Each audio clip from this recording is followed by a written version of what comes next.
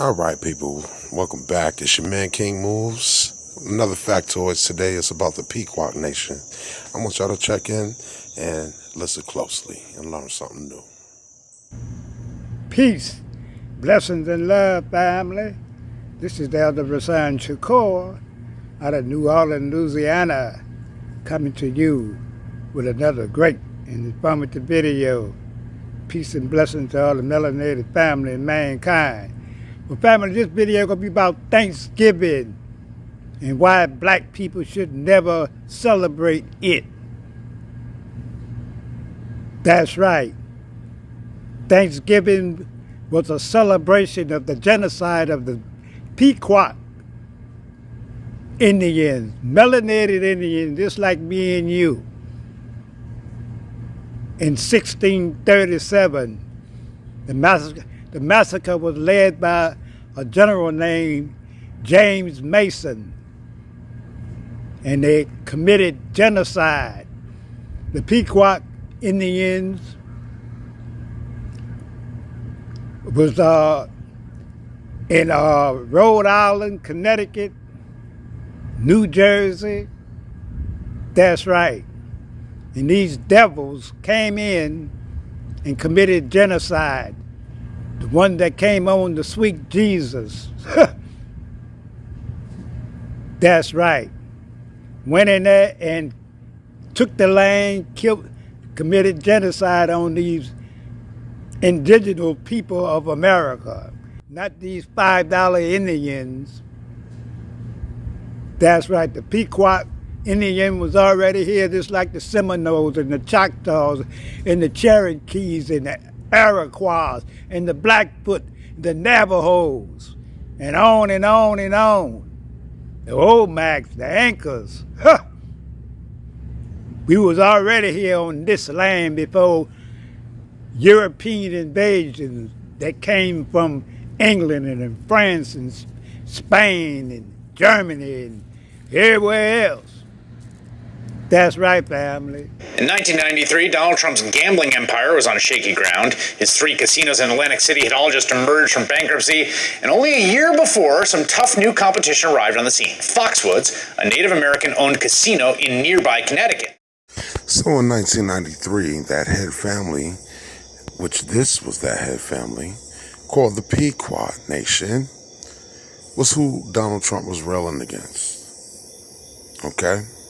And you can look at him and you ask yourself, why? Why did he have a problem with these particular folks? Like I said, look at them. What do you think? But go ahead, let's continue. Under federal law, Native Americans don't pay taxes on casinos located on their land. And in 1993, Trump sued the government, alleging the law gave an unfair advantage to a certain class of citizens. Later that year, Trump was called to testify before a House subcommittee on Native American affairs, and he got into a heated exchange with Congressman George Miller, Democrat from California. Is this you discussing Indian blood? We're going to judge people by whether they have Indian blood, whether they're qualified to run a gaming casino or not? That probably is me, absolutely. Because I'll tell you what, if you look at some of the reservations that you've approved, you, sir, in your great wisdom have approved, I will tell you right now, they don't look like Indians to me, and they don't look like the Indians. Now, maybe we say politically correct or not politically correct. They don't look like Indians to me, and they don't look like Indians to Indians. And a lot of people are laughing at it, and you're telling how tough it is, how rough it is to get approved. Well, you go up to Connecticut and you look. Now, they don't look like Indians to me, sir. So a lot of y'all thought when you first saw this clip, probably on Dan Calloway, that he was talking about white people that didn't look like Indians. But he was talking about these folks that don't look like Indians. Trump was not a fan of these black people who were claiming their indigenous rights. And they had Quincy Jones at the grand opening. It's a picture from the grand opening. But, you know, this was a family that today you would call black. The Pequots were always black or Negro or any of the terms that you would use to let you know that they were melanated folks. They were not white. They were not Mongol. They weren't. In fact, there was no Mongol tribes on the East Coast. So anytime you see a Mongol talk about any of the tribes on the East Coast, you already know that's a fraud. But anyway, back to the point. All right, these are those real people. But let's continue. What else happened? Thank God that's not the test of whether or not people have rights in this country or not, whether or not they pass your look test. Depends whether or not you're approving it, sir. No, it's not a question whether I'm approving it. It's not a question whether I'm approving it. Mr. Trump, you know in the history of this country where we've heard this discussion before, they don't look Jewish to me. Oh, really? They don't look Indian to me. They don't look Italian to me. And that was a test for whether people could go into business or not go into business, whether they could get a bank loan.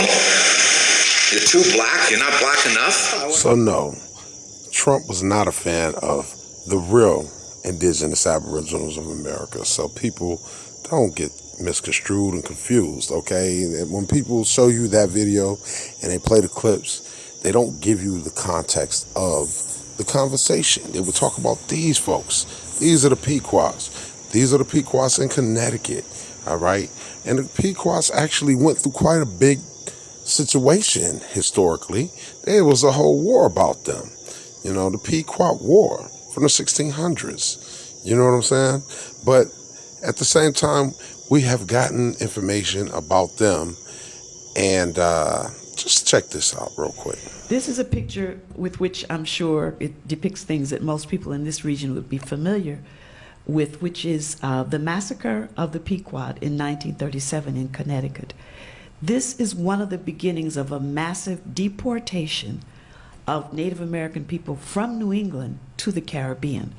So it then posits another question: where did these people go? They go to everywhere in the Caribbean. They go to the Bahamas, they go to Barbados, they go to Jamaica. So when I was a child, probably like many of you who are at least my age or older, we were always taught the Indians, the Native Americans, are largely disappeared.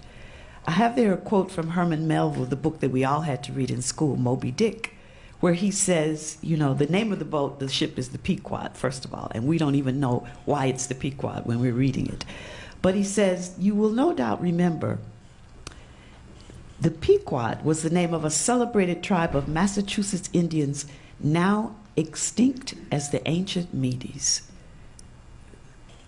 So he's writing this in 1851, but these supposedly extinct people, many of them are not just still here in New England, but are also in the Caribbean.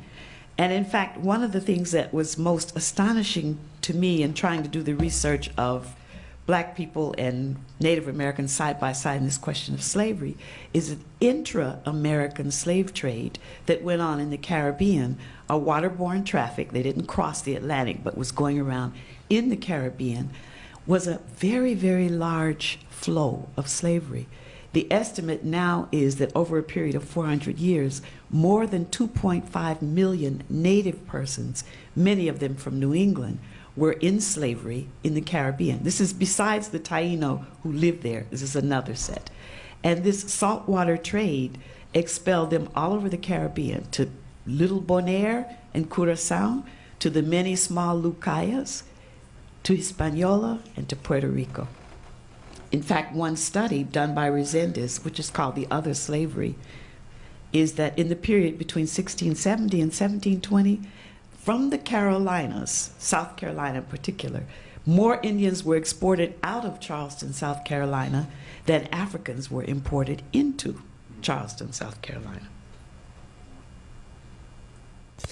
So, once again, the Pequot Nation, they are Aboriginal folks. The real ones, very melanated, very much was treated like slaves, like you heard her say.